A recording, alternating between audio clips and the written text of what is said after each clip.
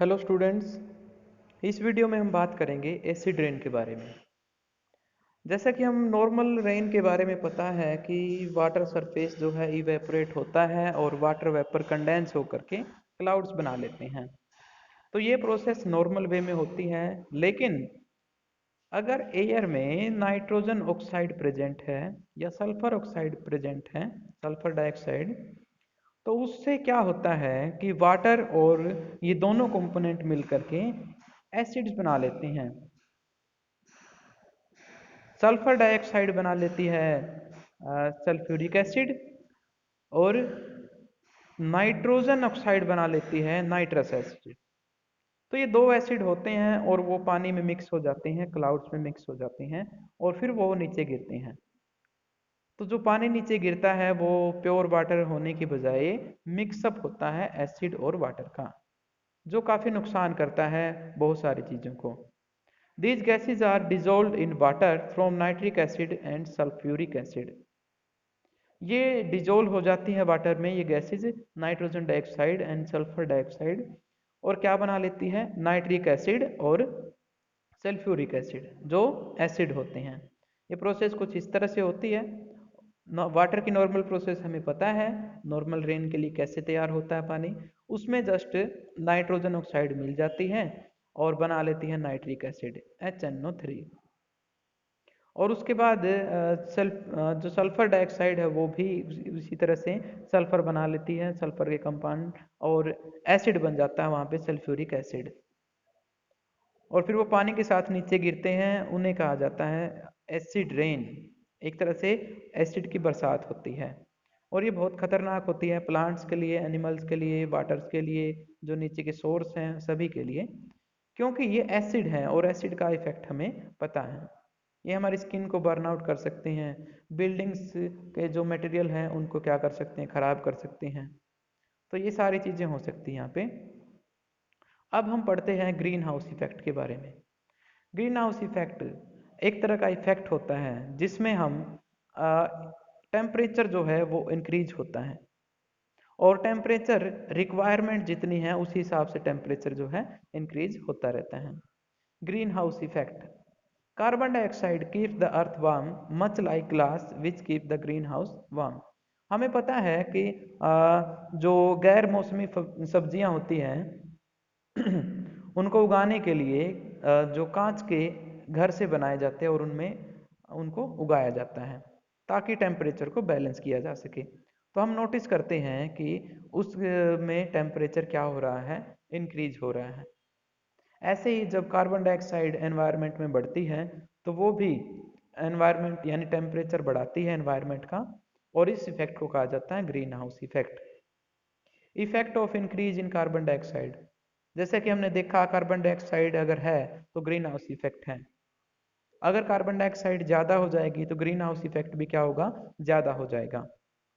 और उससे क्या होगा, कार्बन के बढ़ने से ग्रीन हाउस इफेक्ट बढ़ जाएगा, यानी इंटेंसिफाई ग्रीन हाउस इफेक्ट, ये बढ़ गया। लीड्स टू ग्लोबल वार्मिंग, अगर टेम्परेचर बढ़ेगा एनवायरनमेंट का तो ग्लोबल वार्मिंग मतलब पूरे तरह से पूरे अर्थ का टेम्परेचर बढ़ जाएगा और जो गर्मी है वो लगातार बढ़ना शुरू हो जाएगी। In increase in average temperature of earth, और हम यहाँ पे ये भी नोट कर सकते हैं कि जो टेम्परेचर होगा अर्थ का वो भी क्या हो जाएगा, इंक्रीज हो जाएगा, और वो क्या करेगा फिर प्लांट्स की ग्रोथ के लिए नुकसानदायक होगा। May lead to melting of polar caps, जो ध्रुव हैं हमारे, मतलब उत्तरी ध्रुव और दक्षिणी ध्रुव, वहाँ पर बहुत सारी बर्फ है। अगर टेम्परेचर बढ़ेगा तो वो बर्फ क्या हो जाएगी, पिघलना शुरू हो जाएगी, और उससे क्या होगा फिर सी का जो लेवल है वो बढ़ेगा और उससे सबमर्जिंग हो जाएगी डिफरेंट जो अलग अलग कोस्टल सिटीज है, यानी तटीय क्षेत्रों पर जो शहर मौजूद हैं वो पानी से क्या हो जाएंगे, भर जाएंगे। Change in environment affect us and our activity change the environment around us. यहाँ पर ये कहता है कि एनवायरनमेंट में अगर कोई चेंज आता है तो उसका सीधा सा असर हमारे लाइफ पर पड़ता है, और हमारी एक्टिविटी से एनवायरनमेंट क्या हो रहा है, चेंज हो रहा है। अब हम बात करते हैं environment problem caused by humans. वो प्रॉब्लम्स जो मुख्य हैं और आदमी ने उनको क्या कर दिया है, जनरेट कर दिया, उनकी बात करते हैं। तो सबसे पहली जो मेन प्रॉब्लम है वो है डिप्लेशन ऑफ ओजोन लेयर, यानी ओजोन लेयर का क्या हो जाना, खत्म हो जाना। हमें पता है अर्थ के चारों तरफ एक सुरक्षित लेयर है जिसे ओजोन लेयर कहा जाता है, और ये हमें सूर्य की खतरनाक किरणों से बचाती है, अल्ट्रावायलेट रेज से बचाती है, पराबैंगनी किरणें जो कैंसर का कारण बनती हैं, इनसे बचाती है ये ओजोन लेयर। और हमारी एक्टिविटीज से ये लेयर क्या हो रही है, खत्म हो रही है। जैसे ये 3 डायग्राम है, इसमें आप ब्लू स्पॉट देख रहे हो, ये स्पॉट लगातार क्या हो रहा है, बढ़ रहा है। 1980 में ये इतना था और उसके बाद ये 1985 में इसमें लॉस होना स्टार्ट हो गया। 1990 तक इसको और भी ज़्यादा इंक्रीज देखने को मिलता है। तो ये चीज़ें थी और ये सैटेलाइट पिक्चर थे, और जो आपने देखा ब्लू कलर, वो ओजोन लेयर को दिखाता है अंटार्कटिका पे जो है। Ozone layer is present in the stratosphere, which is part of our atmosphere from 16 km to 60 km above the sea level।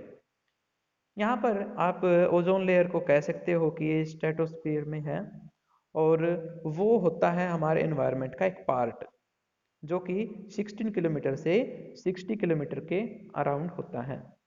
धरती से अगर हम देखें इतनी ऊंचाई पर ये मौजूद होता है। Ozone is the allotrope of oxygen. Allotrope होता है एक रूप कह सकते हो आप, प्रतिरूप कह सकते हो। ऑक्सीजन ही होती है, लेकिन इसमें नंबर जो होते हैं ऑक्सीजन के वो 3 होते हैं। नॉर्मल ऑक्सीजन में 2 होते हैं नंबर, यहाँ पर कितने नंबर हैं, 3 हैं। It is the molecule is made up of 3 oxygen of atom, oxygen atom. ये एक मॉलिक्यूल है जो ऑक्सीजन के 3 एलिमेंट से मिलकर बना है। मॉलिक्यूलर फॉर्मूला इसका क्या बनता है, O3। यानी अगर आप O3 कहीं पर लिखा देखते हो तो आप समझ जाना ये ओजोन लेयर के लिए था। Ozone layer absorb the ultraviolet rays coming from the sun and protect living being from their harmful effect. जैसा कि अभी बताया हमने, ये वही चीज है कि ओजोन लेयर अल्ट्रावायलेट यानी पराबैंगनी किरणों को सोख लेती है, और हमारे जो डिफेक्ट हैं उनको क्या कर देती है, वो कम कर देती है। अगर उनको रोक ना पाए वो, अगर ये खतरनाक किरणें धरती तक पहुंच जाए तो उनसे क्या हो सकता है, स्किन कैंसर हो सकता है, कैटेरेक्ट हो सकता है हमारी आइज में, और हमारे इम्यून सिस्टम को क्या कर सकती है, वो कम कर सकती हैं। कैटेरेक्ट एक तरह का डिफेक्ट होता है आइज में, जिसकी वजह से हमें दिखना बंद हो जाता है।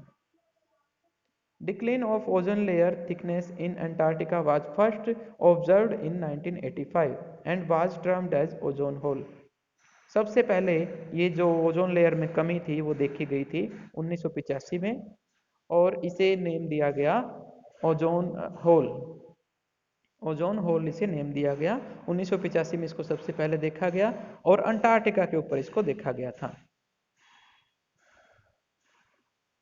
उसके बाद ये देख लेते हैं रीजन क्या है इस ओजोन डिप्लेशन के, ओजोन के खत्म होने की वजह क्या है। तो कुछ वजह हैं, जैसे एक्सेसिव यूज ऑफ CFC यानी क्लोरोफ्लोरोकार्बन्स, रेफ्रिजरेटर या फिर एसीज में लगे होते हैं, जेट प्लेन्स में लगे होते हैं, स्प्रेज में होते हैं, फायर एक्सटिंग्विशर में होते हैं, यानी अग्निशामक जो चीज़ें होती है आग बुझाने वाली, उसमें CFC यानी क्लोरोफ्लोरोकार्बन प्रेजेंट रहता है। और दूसरा यहाँ पर रीजन हो सकता है न्यूक्लियर एक्सप्लोजन, यानी परमाणु जो हमले होते हैं उनसे, जो बम परीक्षण किए जाते हैं, परमाणु परीक्षण, उनसे भी ओजोन डिप्लेशन क्या हो सकती है, बढ़ सकती है। तो ये कुछ वजह थी जिनकी वजह से ओजोन लेयर है वो कम हो रही है। उसके बाद हम बात कर लेते हैं स्मोक की। Smoke is a type of air pollution. Smoke is a type of air pollution. एक तरह से ये एक एयर पोल्यूशन है। जब धुंध में धुआं अगर मिक्स हो जाता है तो उसे कहा जाता है स्मोक या फिर air pollution. The word smoke comes from blend of 2 words. आप देख सकते हो कि स्मोक में 2 वर्ड्स आ सकते हैं। पहला वर्ड बनेगा स्मोक यानी धुआं, और फोग मतलब धुंध। जब धुंध में धुआं मिक्स हो जाता है तो स्मोक बनती है, और ये हमारी आँखों के लिए, हमारे फेफड़ों के लिए बहुत खतरनाक चीज़ है। आपने सर्दियों में अक्सर देखा होगा चारों तरफ धुआं ही धुआं है और आंखें जलना क्या हो गई है, स्टार्ट हो गई है। ये ज़्यादातर तब होता है जब फसलों को जलाया जाता है, या फिर किसी वजह से कोई आग लग जाती है, जंगलों की आग, या शहरों का धुआं जो है वो धुंध में मिक्स हो जाता है और उससे स्मोक बन जाती है। Smoke can form in any climate, ये किसी भी मौसम में बन सकती है। Where there is a lot of air pollution especially in cities, अगर वहाँ पर एयर पोल्यूशन है तो समझ जाइए वहाँ पे स्मोक होने के भी पूरे चांसेस होते हैं।